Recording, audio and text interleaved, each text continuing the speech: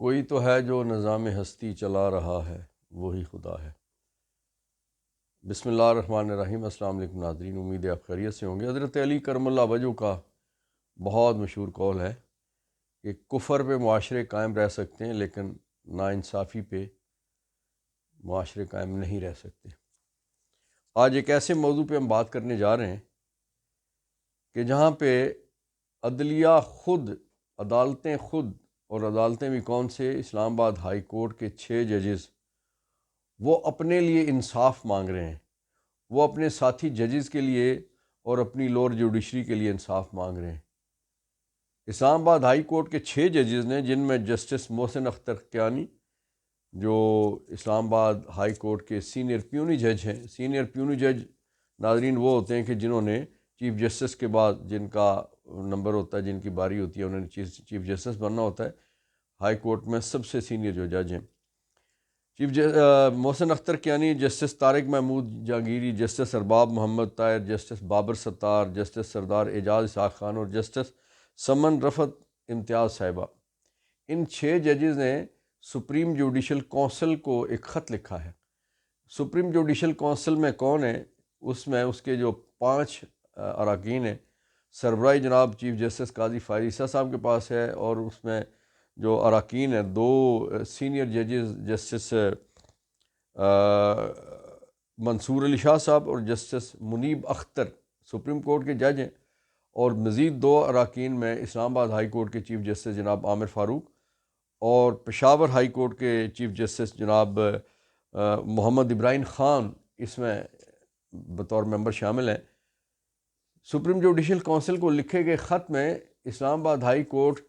کے ججز صاحبان نے جو نقطہ اٹھایا، جو نکات اٹھائے، جو موقف اختیار کیا، جو باتیں کی، جو مطالبہ رکھا، وہ انتہائی تکلیف دہ ہے۔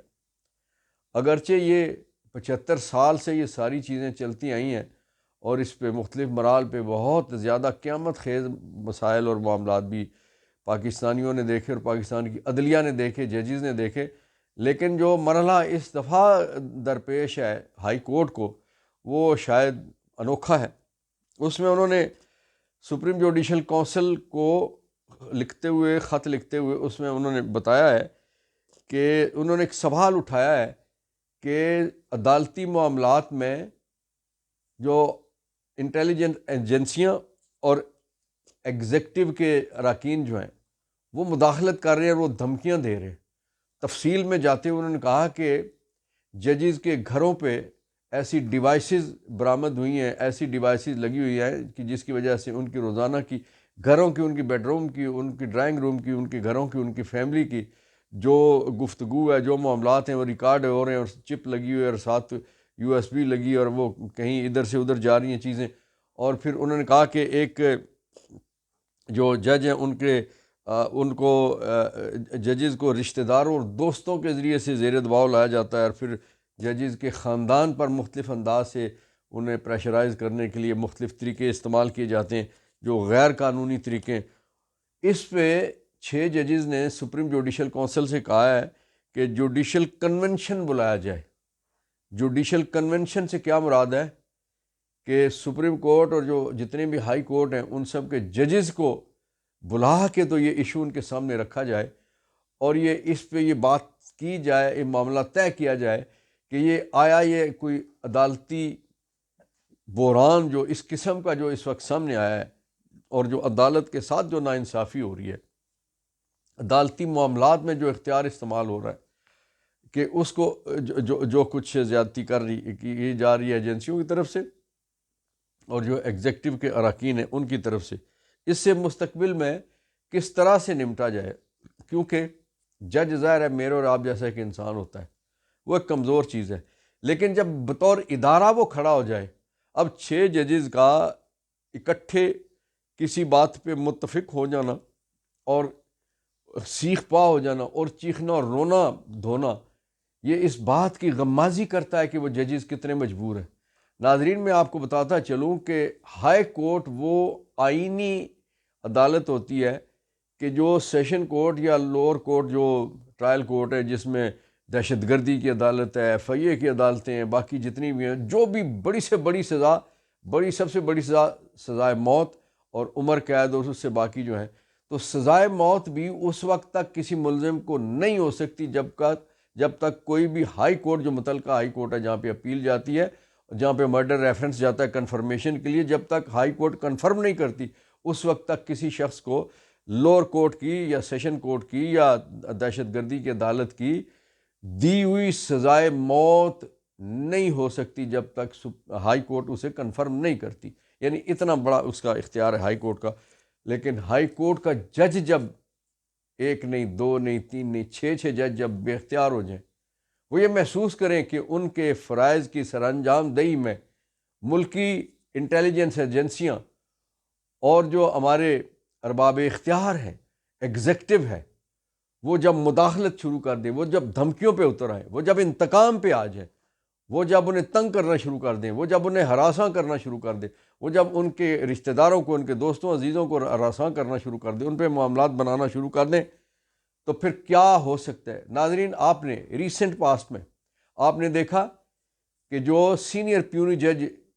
سپریم کورٹ میں تھے، قاضی فائز عیسیٰ صاحب کے چیف جسٹس بننے کے بعد، جسٹس اعجاز الاحسن، جنہوں نے اسی سال میں 2024 کے اکتوبر میں انہوں نے چیف جسٹس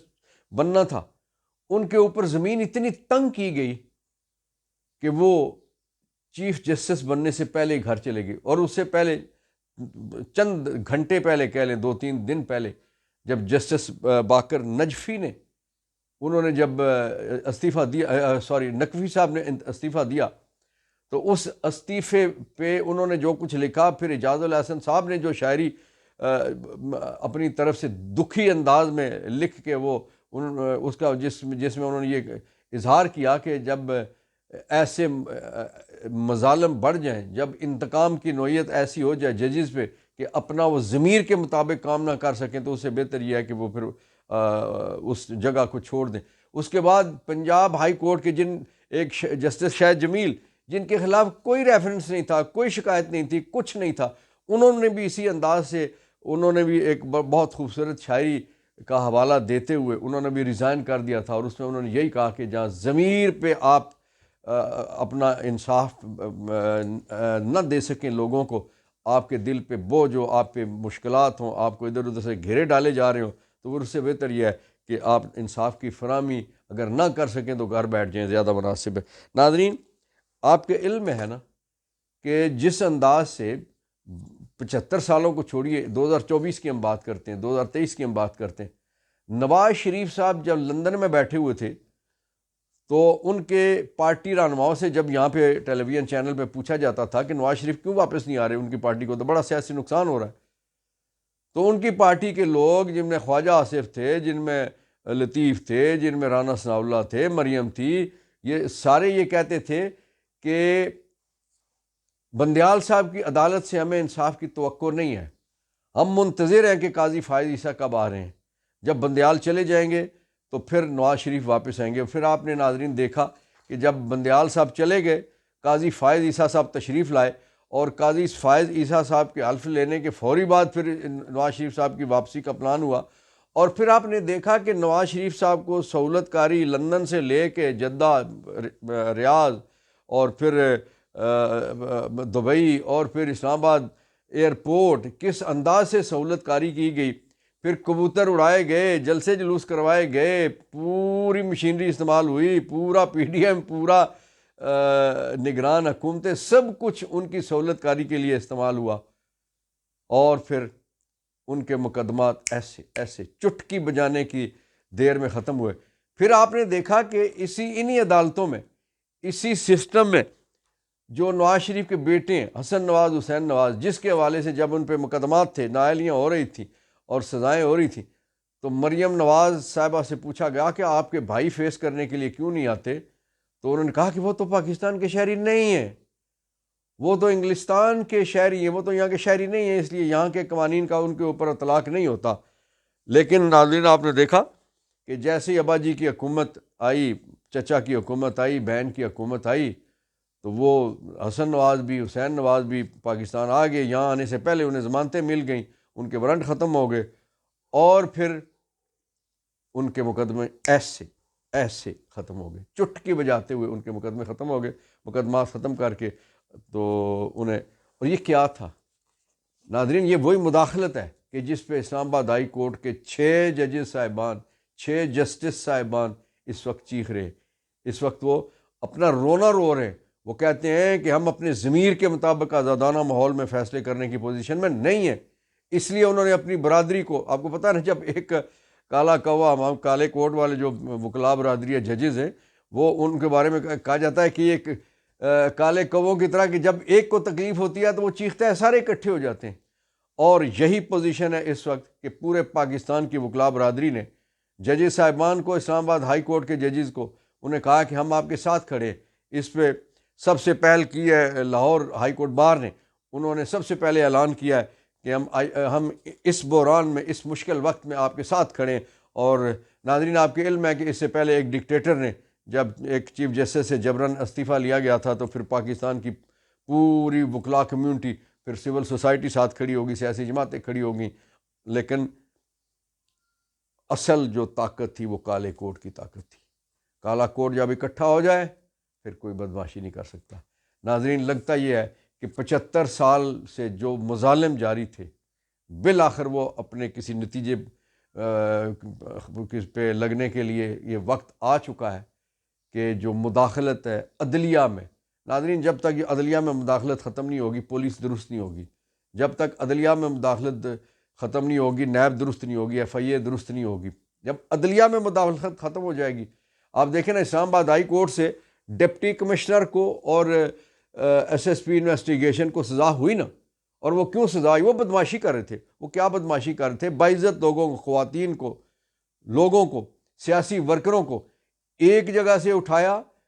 اگلی عدالت نے، ہائی کورٹ نے ضمانت دی، باہر نکلا پھر اٹھا لیا، پھر ضمانت دی، پھر باہر نکلا پھر اٹھا لیا، پھر ضمانت دی، پھر باہر نکلا پھر اٹھا لیا۔ اس پہ تنگ آ کے اسلام آباد ہائی کورٹ نے انہیں شو کاز کیا، اور اس شو کاز کے بعد وہ بھاگنا شروع ہو گئے، ادھر سے ادھر، ادھر سے ادھر، اور وہ ججز صاحبان کو مختلف انداز استعمال کرتے ہوئے، مختلف طریقے استعمال کرتے ہوئے پریشرائز کرنے کی کوشش کرتے رہے، جس کا کھلم کھلا اظہار ججز صاحبان مختلف مواقع پہ کرتے رہے۔ بالآخر انہیں پھر سزا دینا پڑی۔ ناظرین میں یہ سمجھتا ہوں کہ یہ وقت آ گیا، قوم یہ سمجھتی ہے کہ وقت آ گیا ہے کہ عدالتوں کو،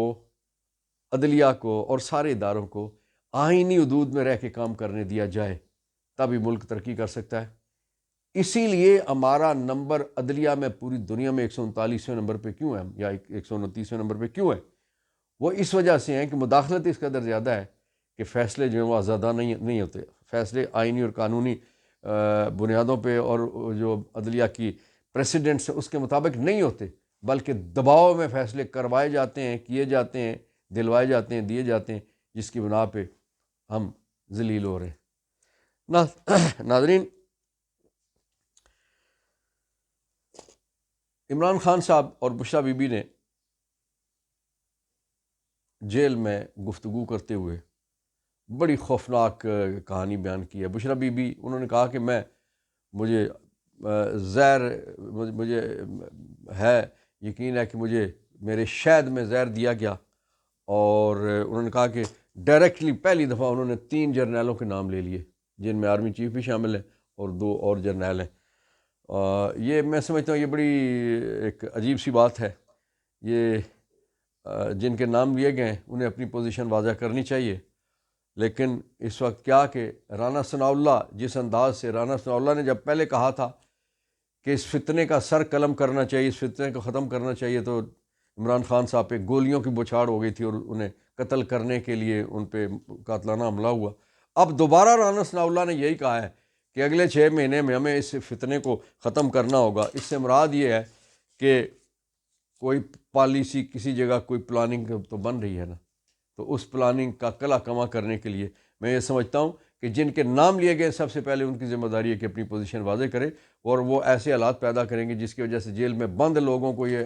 احساس نہ ہو کہ انہیں قتل کرنے کی، ختم کرنے کی، زہر دے کے ختم کرنے کی، یا گولیاں مروا کر ختم کرنے کی کوشش کی جا رہی ہے۔ کیونکہ بحیثیت پاکستان ہم سب اس ملک کے وفادار ہیں، ہم سب کو اس پاکستان کی ضرورت ہے، اور پاکستان کو ہم سب کی ضرورت ہے۔ ہماری زندگیاں پاکستان کے لیے، پاکستان ہمارے لیے۔